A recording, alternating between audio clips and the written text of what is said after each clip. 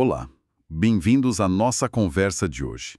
Vamos mergulhar um pouco nos fundamentos da transferência de calor. Isso aí. A gente vai usar como base o capítulo 1 do Fundamentals of Heat and Mass Transfer, né? A ideia é descomplicar um pouco esses conceitos iniciais. Exato. Especialmente para quem está começando na engenharia, que às vezes acha um pouco árido no começo, mas é fundamental, certo? Totalmente fundamental.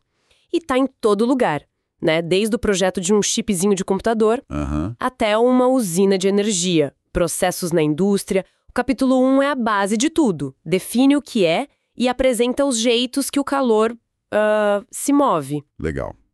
Então, vamos direto ao ponto. O que é, sim, na essência, transferência de calor? Olha, de um jeito bem simples, é energia térmica em movimento, em trânsito.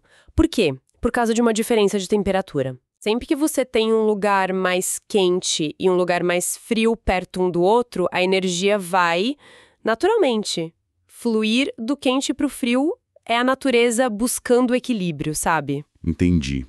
É tipo uma tendência natural mesmo. E o livro já começa falando que tem 3 jeitos principais para isso acontecer, né? A figura 1.1 mostra isso. Isso, são os 3 modos: condução, convecção e radiação. E para entender transferência de calor de verdade, tem que pegar a física por trás de cada um. E claro, as equações que dizem quão rápido esse calor está passando. A taxa, né? Perfeito, vamos começar pela condução então. Como ela funciona? Condução é quando o calor passa através de alguma coisa. Um material. Pode ser um sólido, tipo uma parede, Certo. ou até um líquido ou gás que esteja parado, quietinho. Pensa no cabo da panela esquentando no fogo. Clássico. O calor aclaveciando a parede da casa num dia frio. A energia vai passando de partícula para partícula ali dentro do material. As mais quentes vibram mais e cutucam as vizinhas, passando a energia adiante. Ah, então é tipo um efeito dominó microscópico de energia. E como a gente mede isso? O que faz o calor ir mais rápido ou mais devagar, por condução? Boa pergunta. A taxa, a quantidade de calor por segundo depende basicamente de 3 coisas. Primeiro, a diferença de temperatura. Quanto maior a diferença, mais rápido o fluxo. Faz sentido. Segundo, a geometria. Tipo, a área por onde o calor passa e a distância que ele tem que percorrer. E terceiro, uma propriedade do próprio material. A condutividade térmica. A gente chama de K. Ah, o K, a condutividade térmica. Quer dizer que cada material conduz calor de um jeito. Exatamente. O K mede justamente isso, a habilidade do material de conduzir calor. Metais tipo cobre, alumínio, têm K altíssimo. São ótimos condutores. Por isso usam em panela, dissipador de calor. Isso. Já outros materiais tipo isopor, lã de vidro ou o próprio ar parado são péssimos condutores. Tem K baixo, são isolantes. Entendi. Aliás, tem uma tendência geral que o livro explora mais depois, que é: sólido conduz melhor que líquido, que por sua vez conduz bem melhor que gás. De modo geral, né? Ok, então condução é calor atravessando a matéria que está quieta. E depende do K do material. Mas e quando o próprio material está se mexendo e levando o calor junto, tipo vento? Aí você chegou no segundo modo, a convecção. Perfeito. A convecção acontece entre uma superfície e um fluido, líquido ou gás, que está em movimento perto dela. Ah, Aqui o ponto-chave é o movimento do fluido. É ele quem carrega a energia térmica de um lugar para o outro. como o vento que refresca a gente, ou a água fervendo na panela que fica subindo e descendo? Exatamente. Esses. Ótimos exemplos. E para calcular a taxa de calor na convecção, a gente usa a lei do resfriamento de Newton. Certo. Ela relaciona a taxa de calor com a diferença de temperatura entre a superfície TS e o fluido mais longe, T infinito. E com um coeficiente muito importante, que é o H, o coeficiente de transferência de calor por convecção. O H. Eu dei uma olhada na tabela 1.1 do livro e os valores desse H variam, nossa, absurdamente. Por que essa variação tão grande? Ele não é uma propriedade só do fluido, como o K era do material? Excelente ponto. Não mesmo. O H é bem mais complexo que o K. Ele não depende só do fluido, depende de como esse fluido está escoando, da forma da superfície, de tudo junto. Ah, E a variação é gigante, porque o tipo de movimento do fluido muda tudo. Tem a convecção natural ou livre, que é quando o próprio calor causa o movimento, o ar quente sobe, a água fria desce por causa da densidade. certo. E tem a convecção forçada, que é quando a gente usa algo externo, um ventilador, uma bomba, o vento, para forçar o fluido a passar pela superfície. E geralmente a forçada tem um H bem maior. Bem maior. E tem mais alguma coisa que influencia muito o H? Algum outro fator, assim, decisivo? Tem sim, um fator importantíssimo é a mudança de fase. Mudança de fase? Como assim?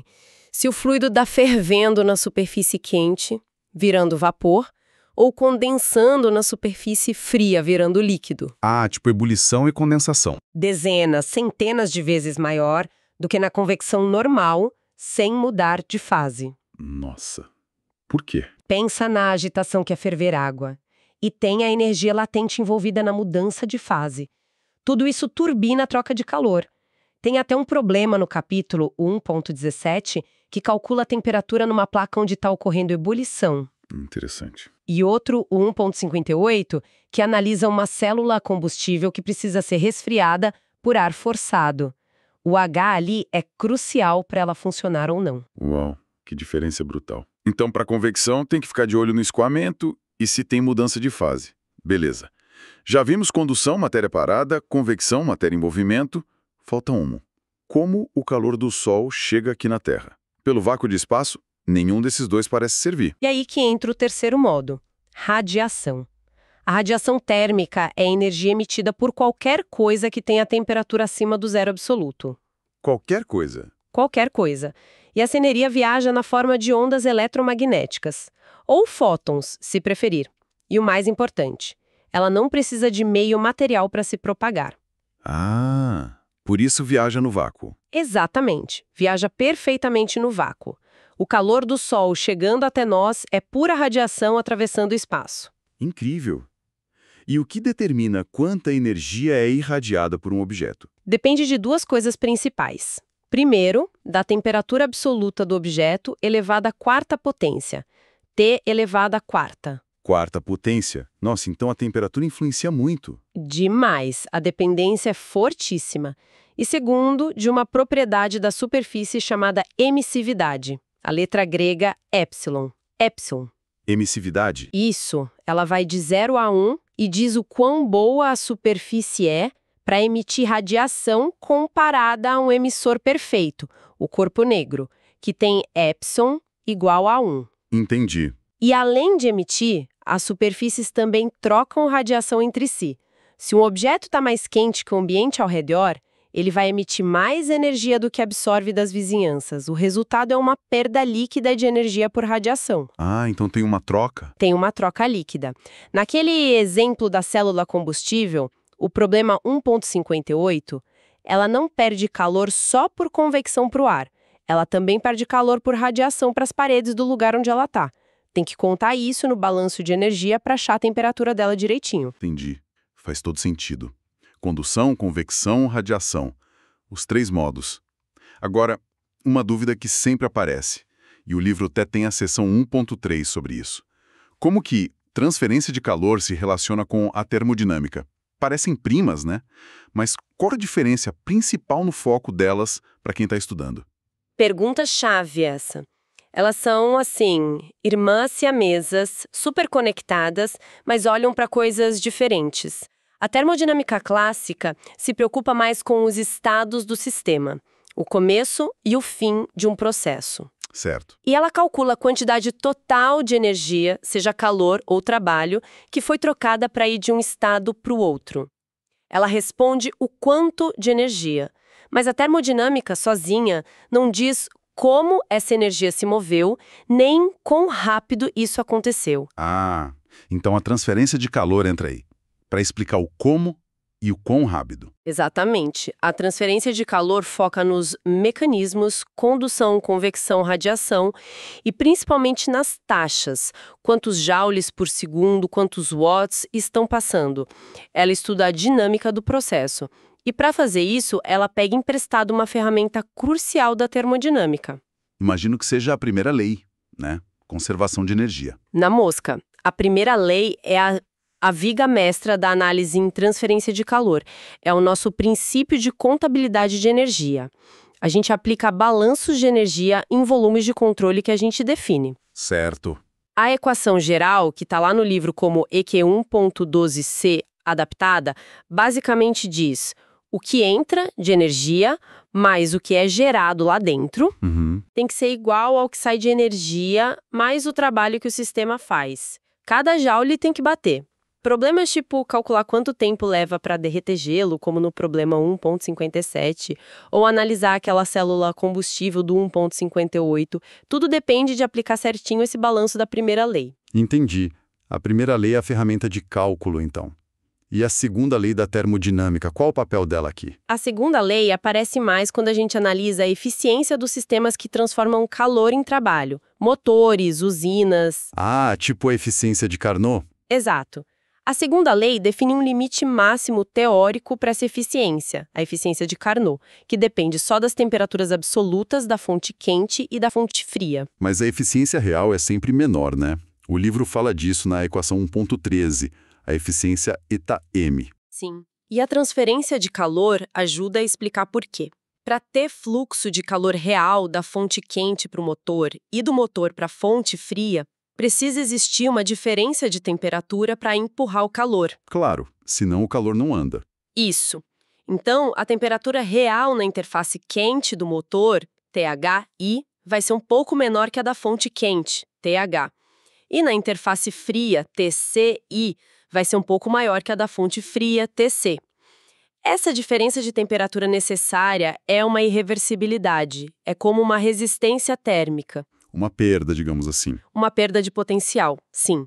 A segunda lei, quando aplicada a essas temperaturas reais, THI e TCI, mostra que a eficiência máxima possível já cai. Fica menor que a de Carnot calculada com TH e TC. E quanto maior for essa resistência para transferir o calor, pior fica a eficiência real. Entendi. Tem um problema ótimo sobre isso, o 1.56, da usina termoelétrica. Ele mostra como a sujeira que acumula nos trocadores de calor, o tal do fouling... Ah, a incrustação. Isso!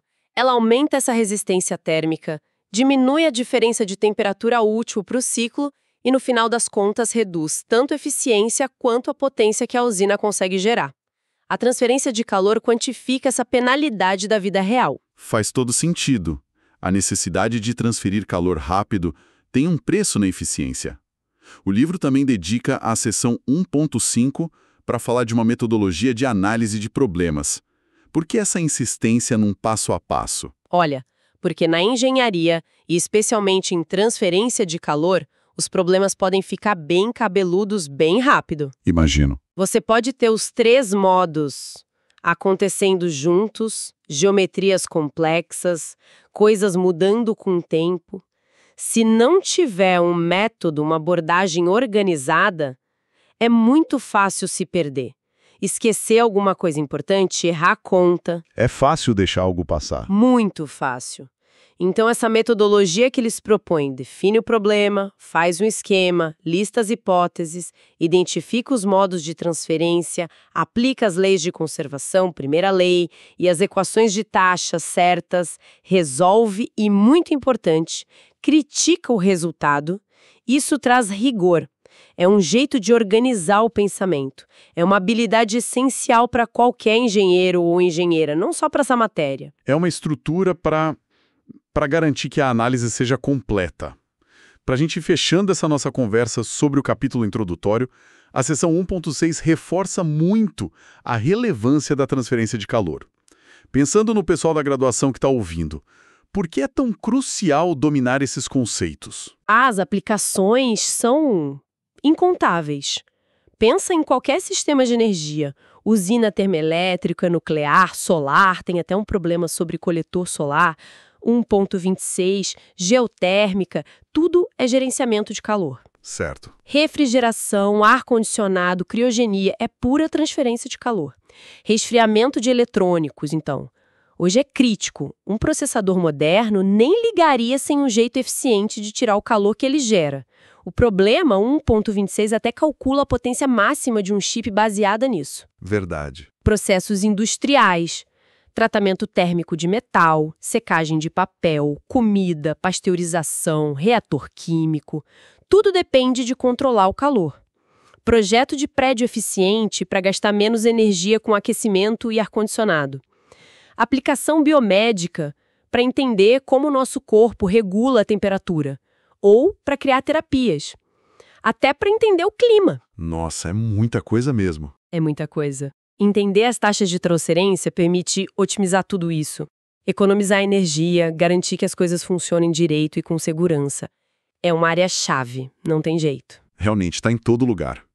Bom, então, recapitulando o que a gente explorou hoje, nesse foco no capítulo 1. A gente desvendou os 3 modos condução, convecção, radiação, viu como calcular as taxas de cada um, entendeu a ligação forte com a termodinâmica, especialmente a primeira lei como ferramenta de balanço, e falamos da importância de ter um método para resolver os problemas, né? Como o sumário da seção 1.7 também destaca. Exato. Pegar bem esses fundamentos do capítulo 1 é o passo 0. As leis de taxa, Fourier para condução, Newton para convecção, Stefan Boltzmann para radiação e entender a física por trás delas.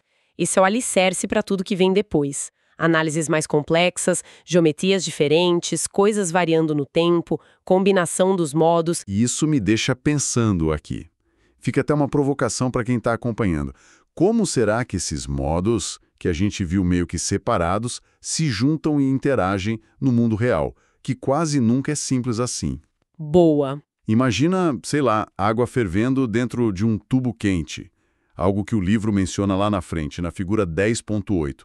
Ali você tem convecção forçada do líquido, tem a ebulição na parede do tubo, com um H altíssimo, talvez até radiação se a temperatura for bem alta.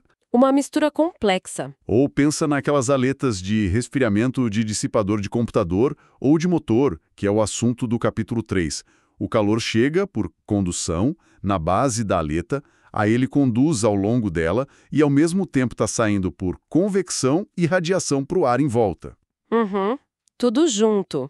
É nessa combinação, nessa interação dos modos, que a coisa fica interessante e desafiadora na engenharia, não acha? É aí que mora a otimização de verdade. O que vocês acham?